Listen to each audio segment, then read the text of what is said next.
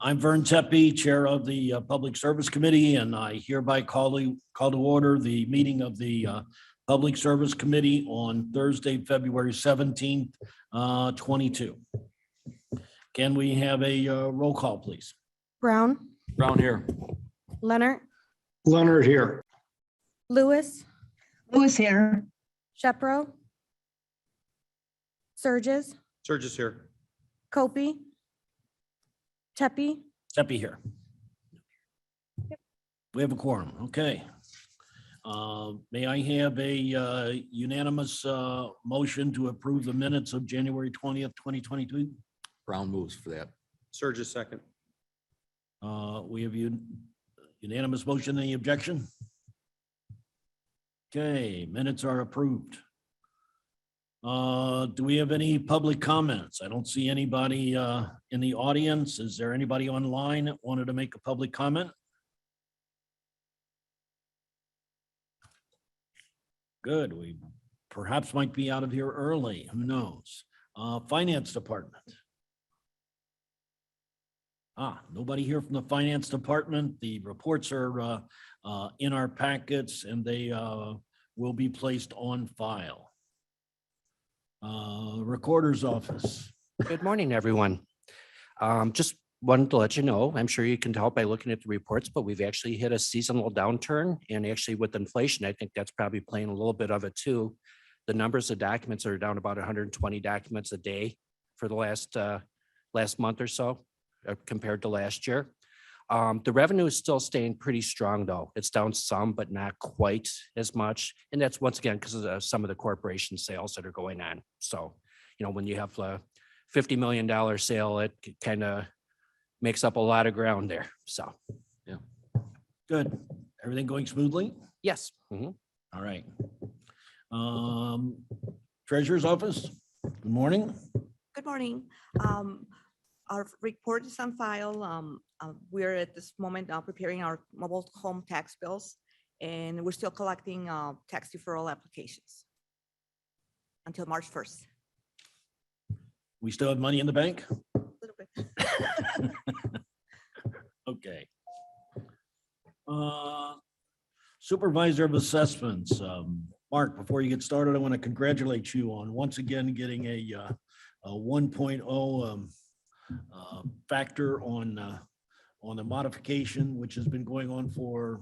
This is the 35th consecutive year.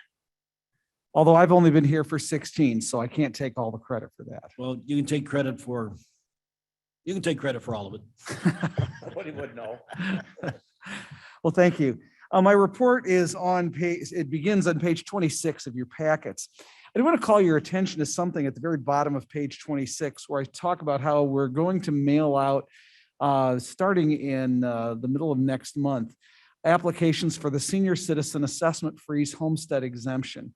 And I think we've reached a time where I would be grateful for some counsel from the county board on this. Now, no decision needs to be made today because this is something we want to talk about for next year. This is an exemption that there is no requirement that we mail out all the applications for it. If someone doesn't get an application and then they get their tax bill and realize they don't have this, they can be issued what's called a certificate of error. That creates work in the treasurer's office, it's work in my office, but more importantly, it actually reduces revenues rather than changing the tax rate and simply reallocating the balance of where property tax revenues come from. So every taxing body would lose money for everyone that comes in. So we try to do is get them as loaded as possible. Now, if you look in the middle of page 27, you'll see in 2021, we granted 8,001 senior citizen assessment freeze homestead exemptions. That's for low-income seniors. The 35,176 that are going to be mailed out are for the senior citizen exemptions that already exist in the county. So every household that we've already identified as a senior homeowner is already going to get an application. At some point, we want to ask a question, is that still what we want to do? And the main concern is that costs money. Now, the good news for me is that doesn't cost money out of my budget because postage doesn't come out of my budget. It comes out of a different budget, but that doesn't mean I don't want to be sensitive to that and pay attention to that. Now, this has been the practice going on for nearly 30 years. If we want to make some changes, we'll want to think about what those changes might be and what the potential impacts. So what I propose to do is to come back to you at a later date. I want to get some statistics of how many people each year, how much variance that is each year, how many new applications we get as opposed to continuing applications. Because I think we'd certainly send it to everyone who'd received it in the prior year, maybe the prior 2 years, or maybe some other version, and then compare that to the actual revenue costs of mailing compared to what the breakpoint is of how many certificates of error would wipe out any savings by not mailing that out. So in other words, create a business case and then seek your counsel on what you think that we should do. Now, if what you end up telling me is, Mark, send them out, we don't care, that's okay. I'm happy to do that. If you think we ought to go a little bit different of a route, we can do that too. As I say again, we don't have enough information this morning to present to you. It's not a decision that's pending because we had to make this decision before today for this year. So this would be something going forward for next year. And we decide that as kind of part of the budget cycle. So unless there's any questions, I'll move past that issue. Yes. Are you able to filter out the mailings to only go to an age demographic? Yes, we mail them only to senior citizen households, and that's measured by who is already getting the senior citizen homestead exemption. That's where the 35,176 comes from that we mail it out. So that would be people who have already, we know they're a homeowner, we know they're liable for the property taxes, and we know they're over 65. What approximately broad brushed, what does 35,000 mailers? I know it's not your budget, but is that just a 50-cent mail, or is the cost of the piece, or what? The cost of the piece is part of what's all billed. It's the cost of the piece is billed to me. The cost of the postage is billed to wherever the mailroom's budget comes from. So if it's $1 a piece at $35,000, Yes. what is the typical of those that you mail? How many are receiving the exemption, and what does that exemption entail? Last year, it was 8,001 was the actual number who actually received the exemption by the time of certification. 8,001 translates to what dollar figure? There's no individual dollar that we could assign. The general homestead and the senior citizen are hardwired dollar amounts. But what this would be in every single one would be the difference between their base year value and their final value. Now, that's actually a number that's easily obtained, and I can show that historically. The clerk actually has that on their websites in the tax extension detail reports. It hasn't been calculated yet for 2021 payable 22 because we can't calculate it until we get the final the information from the state, which just came 2 days ago. Mark, my intentions of my soliloquy is that, in comments, is that, are we spending $35,000 to save $35,000, which seems like a wash, or are we spending $35,000 that assists our seniors to the tune of $300,000? And that's exactly the analysis that I propose to make. Super. And that executive summary, that's the information I'd be looking for. That's what I was seeking today. What information will help you provide counsel on this topic? So that's very helpful. Thank you. And we're thinking along the same lines. Mark, Berncheppy here. I know that particularly in Elgin Township, that the supervisor there, or I should say the assessor there, and his office really does a phenomenal job in working with the senior citizens. And I'm wondering if maybe the other assessors might be interested in helping to participate with that. All 16 of our township assessors already do that. The information here we're talking about is just getting the application out to them. We time it to mail it out in mid-March because that's around the time that their tax returns would be completed and ready to mail in for the prior year, because that income from the tax return is one of the things that application is dependent on. So that's why we don't mail it out January 1st, because people will lose the application before they get their taxes done. We don't mail it out June 1st because then the taxes will already be done, be filed, and people will forget about it. So we try to time it about the same way. But yes, there is a lot of help already given at the township level in addition to the county level. Plus, Senior Services of Elgin and Senior Services of Aurora have been trained to provide assistance as well.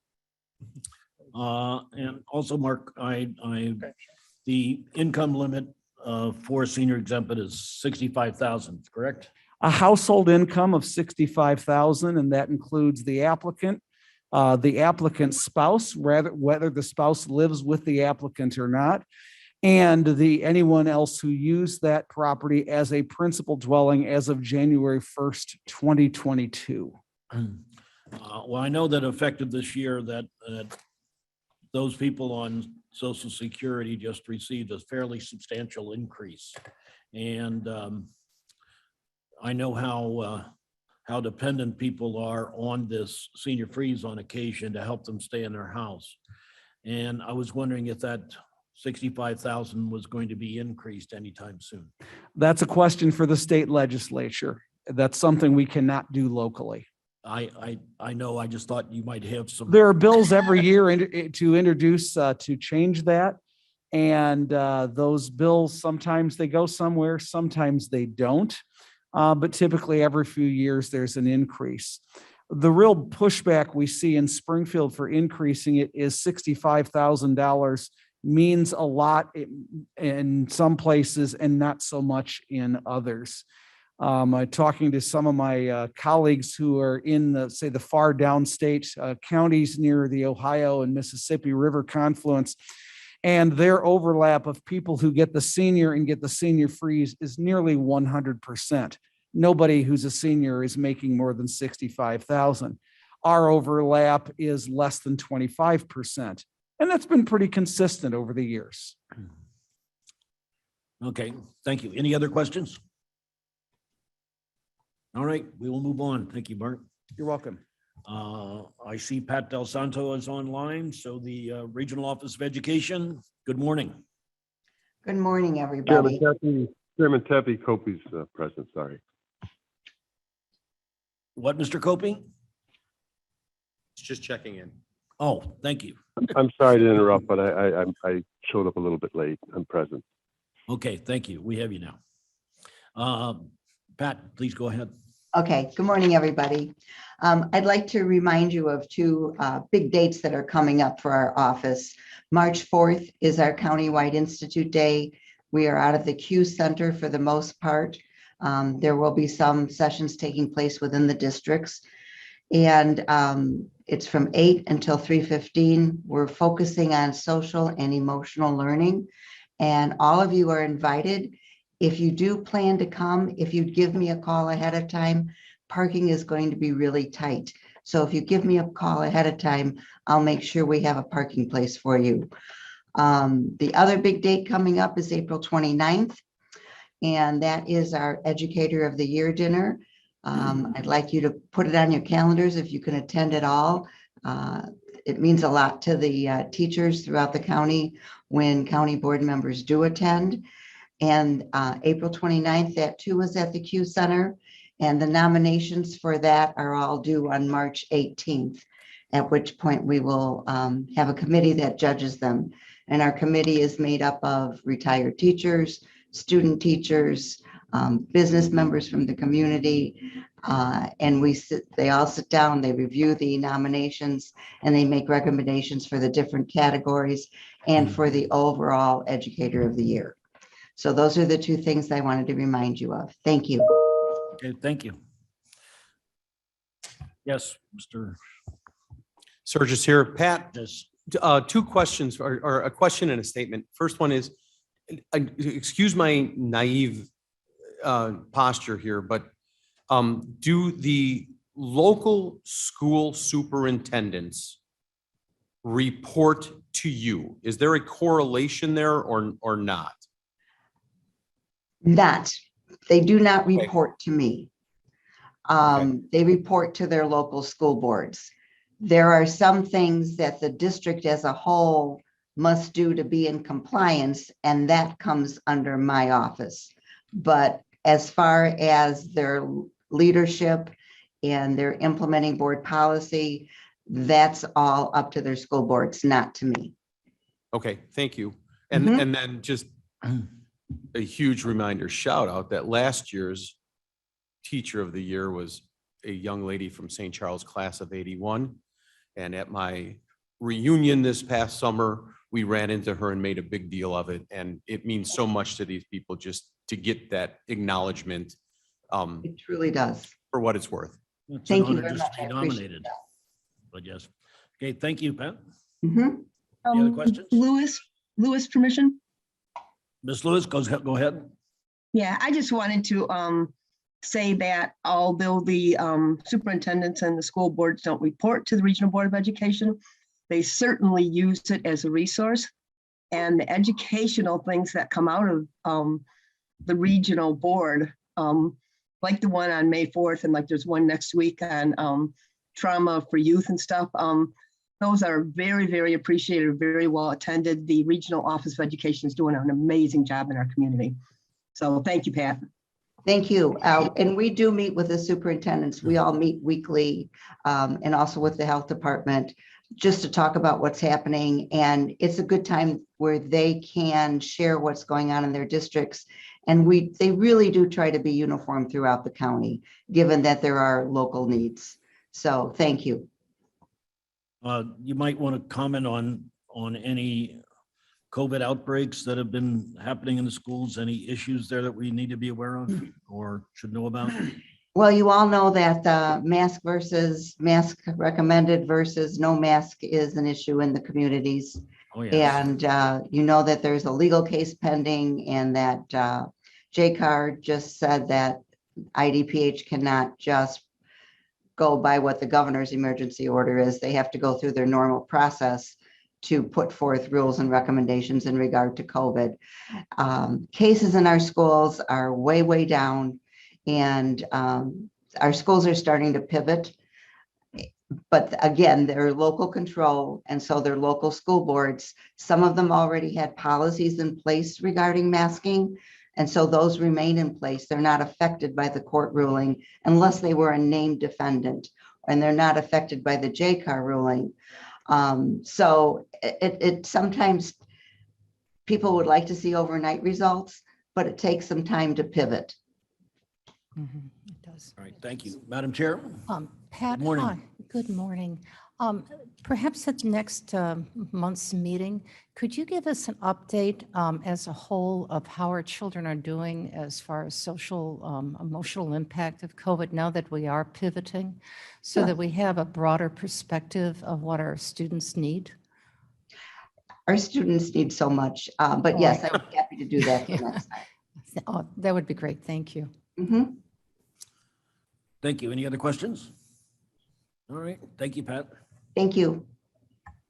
Gums, Mr. Chair. Yes, Ms. Gums? I wondered, can we get the dates that she was referencing? I know Ms. Strathman said, asked that also, but I missed them. The date for the March 4th was the Institute at Q Center, Mhm. and April 29th was the award dinner. Thank you very much. Perhaps Chair, Pat could send that out. We could send it to Jane and she can send it out to all the board members. Just Sure. to get, oh, great. That'd be wonderful. Thank you. Thank you. Thanks, Pat. Okay. All right, let's move on to the County Clerk, Mr. Pollock. Morning, Brian. Good morning. Real quick, I wanted to thank Pat for the collaboration between her office and ours and reaching out to students who were interested in being student election judges and to teachers who will be off in June and then in November for election day that would be interested in participating as election judges. So they've sent out some messages and just wanted to thank her publicly for the assistance that her office has provided. You guys have the report in front of you. Numbers are trending in the right direction. We're up again in June and January. What month is it? January compared to last year. I felt like June yesterday. Getting ahead of yourself. Yeah, June's on the mind. Again, marriage licenses, passports, as things are slowly turning around, we're seeing the revenue numbers show that as well. It's a busy time in the clerk's office, tax extension, getting ready for the election. We'll have some things probably in the next few months to, work with, to share to the committee as we move along. It's been a process, as I imagine Roger will talk about as well, so. Yes, Mr. Sanchez, Surges. or Mr. Surges. I'm sorry. I just wanted to comment, we had a meeting up at the north end a few weeks back and had asked Jack's office to supply a representative to help us walk through the precinct changes in terms of what's next. Not going backwards, not asking who, what, where, when, why, but how do we proceed forward? While Jack was at first reluctant, he very much came to the plate. And Mr. Duggan, who I apologize because I've been calling him Dugan, I didn't realize until that evening I was mispronouncing it. John did a phenomenal job in a very well-behaved crowd of 50 to 60 people. And it was spectacular. And I just wanted to make sure that I acknowledge very well-behaved crowd. I'm hoping that he's giving the same report back to you guys. And it was so very much appreciated. And it was a Tuesday evening. He stayed till about 9 o'clock and we kept it on a very narrow bandwidth for him. And I think it was an extremely successful evening. So Good. Madam Chair? Have Brian, has the database, the walk list been updated yet, or is that still in the process for the new precincts?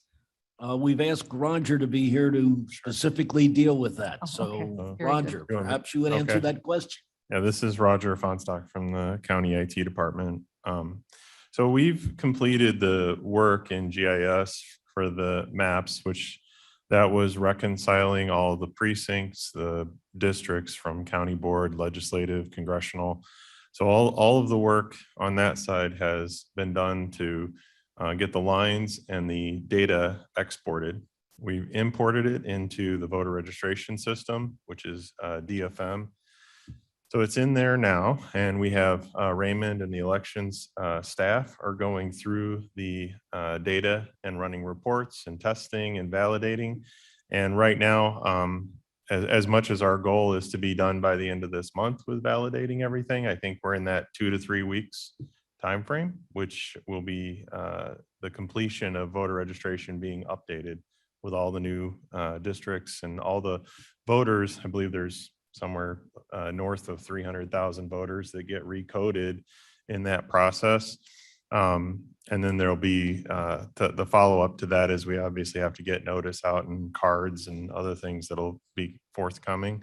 But that's kind of the time frame that we're on right now is the end of February, 2 to 3 weeks from now. We'll be done with voter registration updates. The other part of this that we're working on, which I think is going to be really helpful, if you go to kanecountyclerk.org, there's a link on there that goes to a map section. I would encourage people to look at that. It has all the current maps for precincts. It has all the current jurisdictional maps. If you go to the bottom of it, there's an interactive GIS map, which you can turn on the 22 layers for county board and precinct, and you can actually drill down to the house if the house is, in out of a district. So if you're not sure about, where a street is or a house is, that interactive map is really a good tool. The static maps are good as well. You have to zoom in quite a bit, on a static map or print it. But the interactive maps are out there, the precinct maps are out there, the county board maps, all the jurisdiction maps, and they're all the current versions. So that part is done. I think the last piece is once we get voter registration data validated and it's up and running again, they would be able to produce all the lists and reports that the people request. We have had several FOIA or public requests for information through the clerk's office that we've been working with them to satisfy. And their questions about, can I get a copy of the precincts? Can I get a copy of the shape files? They're organizations that study jurisdictions and mapping and things like that. And we're working with the clerk's office to make sure that all of those interested parties get, the maps that they want. So they're not held up by any of our process. But I think we've managed to get all those requests out. We've probably had 3 or 4 of those requests that we've done this week. I think that's pretty much it. So I would say we're still on target for that 2 to 3 week time frame. Maybe less if we have good results with the elections department. The other thing that I would point out is that we did this in a way in which the process and procedures are being refined and kind of documented so that we can reproduce this effort in the future. So when the county board decides to inevitably split a precinct, the process for doing this again will be much quicker and it'll be much more streamlined because we've documented everything that we've done this time. So I imagine or envision this will happen with greater frequency yearly, and we'll be able to process that. We're trying to get the process down to where we actually know the amount of time that it will take as opposed to estimating. So if we're in that 4 to 6 week time frame to turn the whole thing around, I think that would be a good number for the clerk's office to know because they depend on that and obviously the candidates and the public. So having it in a very tight timeline will help. But I think that's all we have for an update. It's been going well. I think everybody's still cooperating really well. And we've been able to move through the data. I don't know of any requests for map or data that we have not provided yet. So if anybody knows of anything that we haven't provided, I'd like to know because we can work with the clerk's office to get it. I really want to compliment everybody involved, in particular on putting up the maps. The maps are up there by township, so you can quite readily go look and see the township map with all of its precincts. And then you can also get a map of any individual precinct. So having that kind of data up there, I'm sure has alleviated the situation. And I know from personal comments to me about people who have called the clerk's office about individual matters, they've been extremely complimentary on how they've been handled. So this is not an easy task and was not an easy task, and it's not done yet.